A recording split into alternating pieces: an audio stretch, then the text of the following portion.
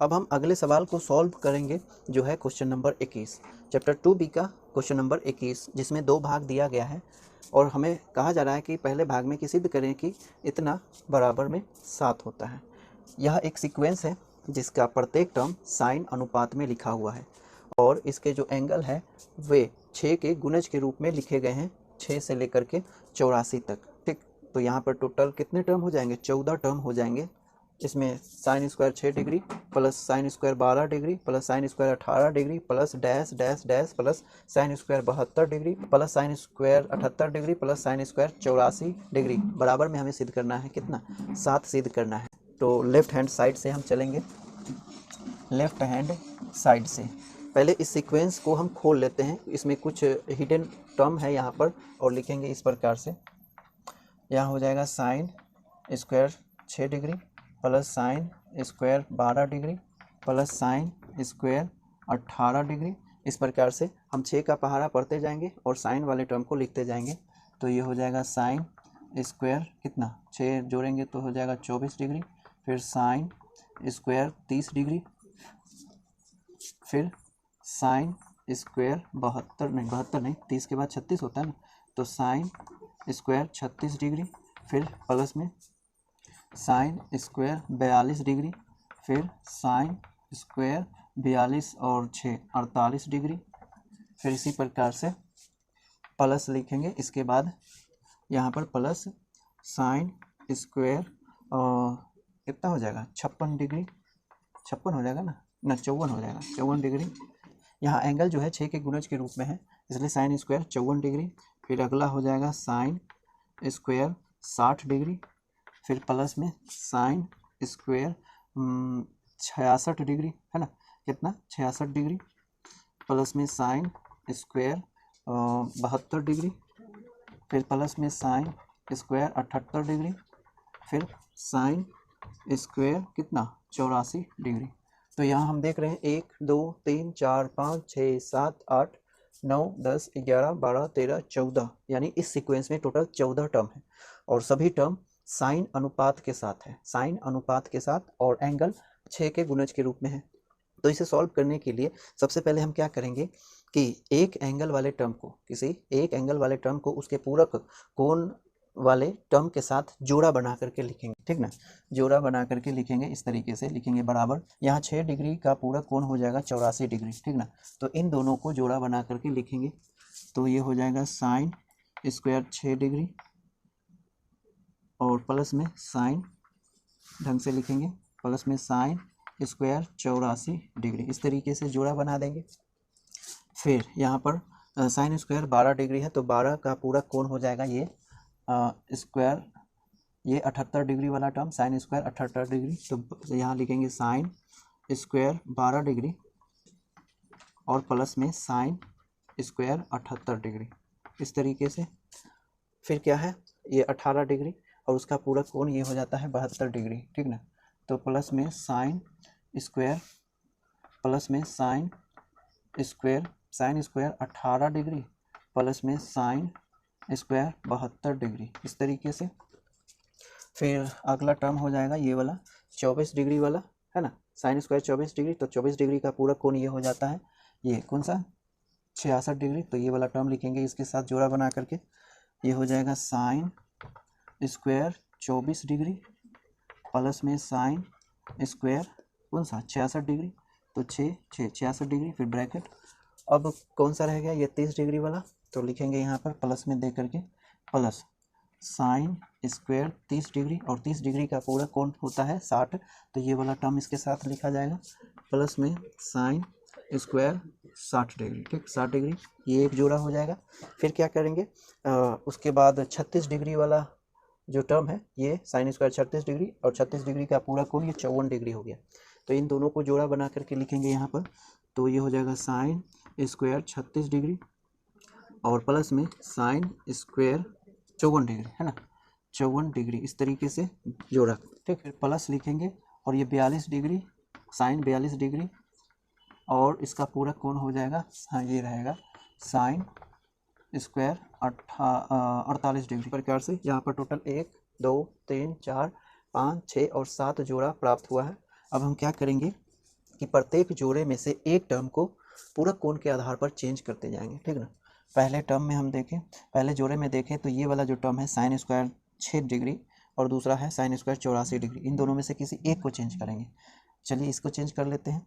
तो यहाँ पर इसके पूरक कोण के आधार पर चेंज कर सकते हैं। जैसे साइन स्क्वायर थीटा है, साइन स्क्वायर थीटा है तो इसे हम चेंज कर सकते हैं पूरक कोण के आधार पर cos square 90 degree minus theta, इस तरीके से, ठीक ना। साइन स्क्वायर थीटा हो तो उसके पूरक कोण के रिस्पेक्ट में चेंज करें तो क्या होगा, ये cos square 90 degree minus theta. तो यहाँ पर साइन स्क्वायर 6 डिग्री है तो यहाँ हो जाएगा कॉस स्क्वायर और 90 माइनस थीटा यानी 6 डिग्री, 90 माइनस 6 डिग्री करेंगे तो ये हो जाएगा कितना 84 degree plus sine square 84 degree, इस तरीके से। फिर प्लस यहाँ साइन स्क्वायर 12 डिग्री है, इन दोनों में से इससे चेंज करेंगे तो ये हो जाएगा कॉस स्क्वायर कितना 90 माइनस 12, 90 माइनस 12, थीटा की जगह पे 12 रखेंगे तो 90 माइनस 12 हो जाएगा कितना 78 डिग्री प्लस में साइन स्क्वायर 78 डिग्री, इस तरीके से।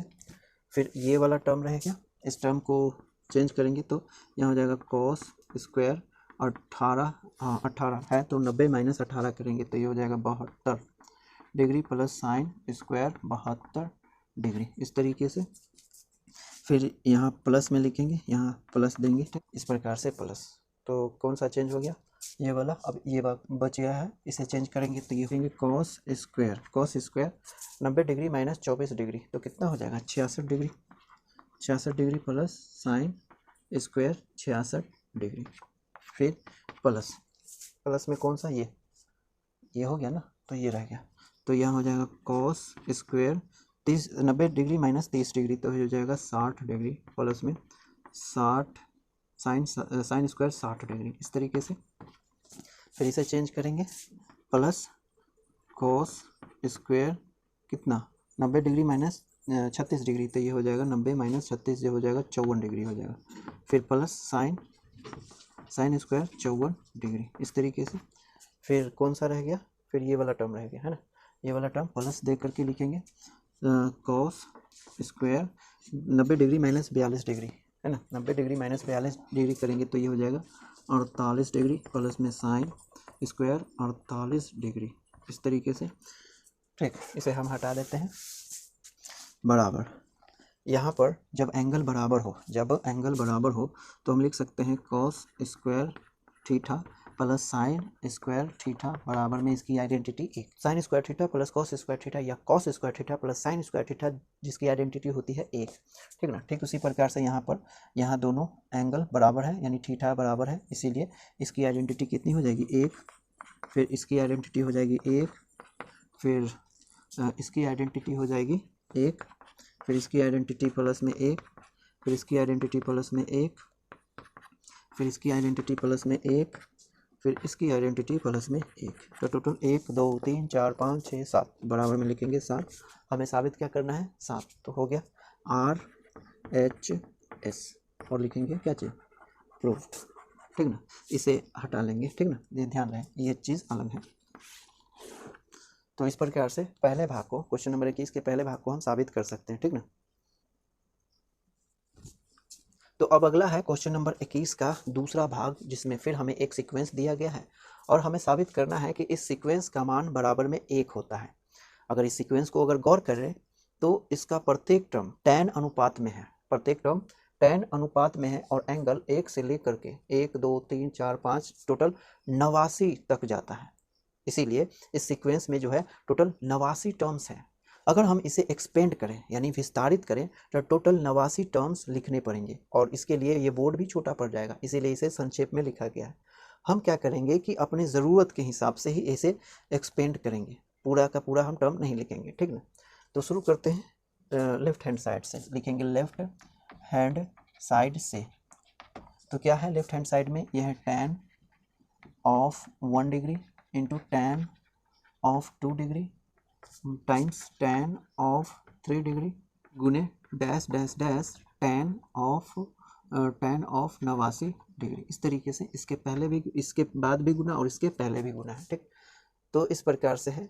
तो यहाँ पर टोटल 89 टर्म है ना, टोटल 89 टर्म है। हम सभी को एक्सपेंड नहीं करेंगे, हम ज़रूरत के हिसाब से इसे एक्सपेंड करेंगे। तो लिखेंगे tan इस तरीके से tan ऑफ 1 डिग्री गुने tan ऑफ 2 डिग्री गुने tan ऑफ 3 डिग्री, है ना, गुने डैश डैश डैश और गुने दे करके इस ये जो 89 है इससे पहले दो टर्म हम लिख लेंगे, ठीक।